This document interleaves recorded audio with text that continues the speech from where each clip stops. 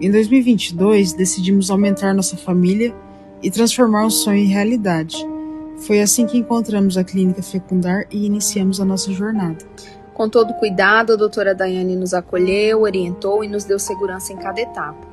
Entre idas e vindas, a ansiedade esteve presente, mas a esperança nunca nos deixou desistir, até que chegou o tão esperado positivo.